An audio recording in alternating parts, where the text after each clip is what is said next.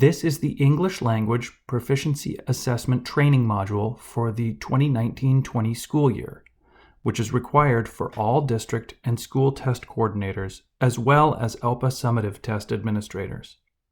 During this training module, I will use ELPA to refer to the Summative English Language Proficiency Assessment for Oregon, and ELPA 21 to refer to the consortium which develops and oversees this testing instrument. This module will cover 4 main topics: scheduling, administration, key elements, and best practices. The ELPA Summative is a required Title I-A assessment for all identified English learners.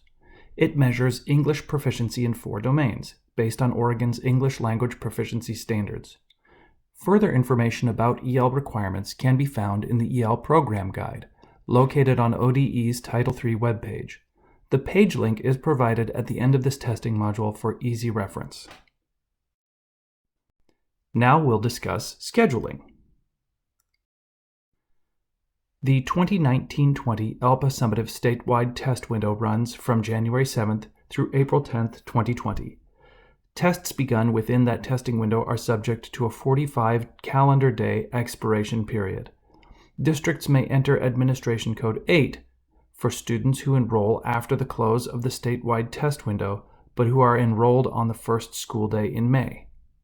For more information about school-level test windows, please refer to Module 1, Test Coordinators, and Section 5.2 of the Test Administration Manual.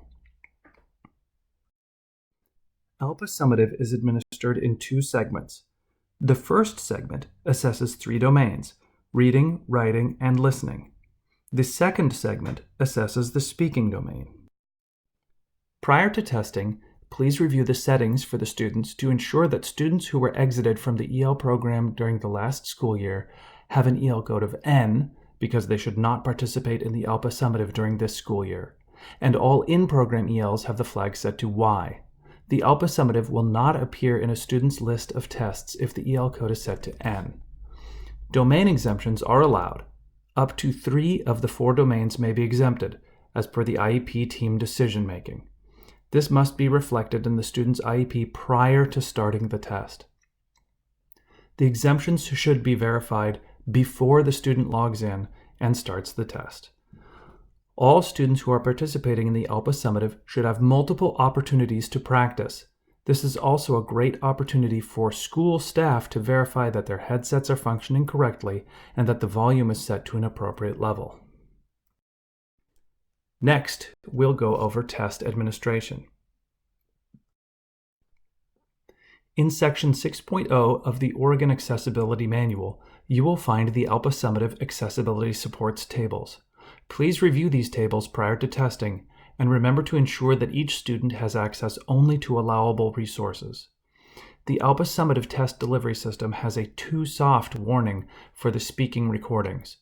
Although our test vendor has it set at optimal levels for the overall system, local technology and volume settings at the school level can affect how often a student receives this warning when making the recordings. For tasks with multiple recordings, the warning will come at the end of the group of recordings and will list the item numbers that potentially have recordings that are perceived as too soft by the computer. Students should then go back to the items listed and replay or re-record if they choose. Remember that if a student gets the too soft warning, there is no obligation for them to re-record. Best practice is that the student should play back the recording. If he or she is satisfied with the recording, there's no reason to re-record. If the recording is garbled or inaudible, best practice is to re-record, but this is the student's choice at the time. For some ELPA Summative speaking tasks, there are clustered or grouped speaking items.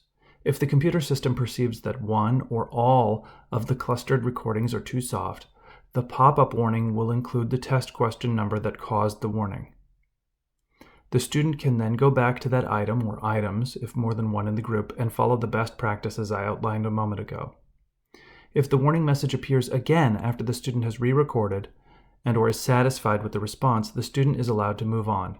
There is never a reason to cause a student to re-record over and over again if the response is audible and the student is satisfied. The required verbatim instructions for students provided in the TAM include this information, to try to reduce the number of times students re-record when it is unnecessary. As previously noted, domain exemptions from a student's IEP must be pre-programmed before the student begins the ALPA summative. If the student begins the ALPA summative with inappropriate domains being administered, this must be reported. The student should not be inappropriately tested. Please review the test administration manual for additional information on this topic. Also, note that it generally takes at least one business day for a recently programmed domain exemption to appear correctly for the student. It is not instantaneous. If there is any doubt about which domain exemptions a student on an IEP should have, do not start the ALPA summative. Verify the correct exemptions are programmed prior to allowing the student to begin the test. Remember that the IEP that is in force when the student started the ALPA summative is the IEP that governs any domain exemptions. If the domain exemptions are changed due to the scheduling of the annual IEP meeting, but the student has already started the test, the IEP that was in force on the start date that the student logged in to start the ALPA summative dictates which domain exemptions the student should have. If there is a potential conflict due to IEP meeting dates, do not have the student start the ALPA summative, thereby locking in the domain exemptions for that test. Instead, have the student begin the test after the updated IEP is in force, but consider the number of sessions that student might need to fully complete their ALPA summative by the test window closure date. Under key elements, we'll mention important dates and points to keep in mind. Newcomer English learners may have different testing requirements for the content tests.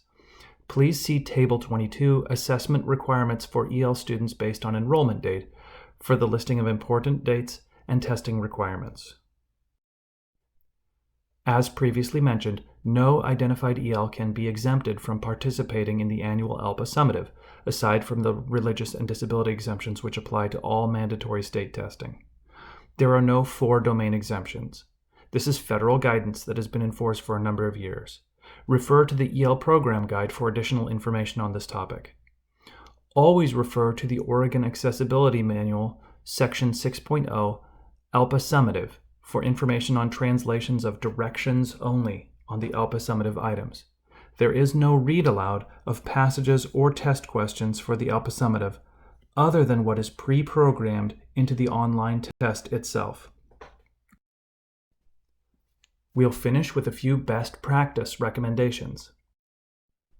It's important that students and TAs have a chance to interact with the test format and technology before the test date arrives. Take advantage of the sample tests available on the state testing portal. It may be useful to have students pause the ALPA summative to break up their testing sessions. If you choose to do so, please keep in mind the 45-day test expiration period. It may also be useful to have systems in place that expedite the login process, such as providing students with name tags with pictures. This is an optional point in the required training to pause and discuss the questions provided or locally developed set of relevant questions. If you would like to pause, please pause now. Finally, here are some links to other helpful test administration and ALPA resources. This concludes the ALPA Summative Training module. Thank you for your time, and good luck with this year's testing.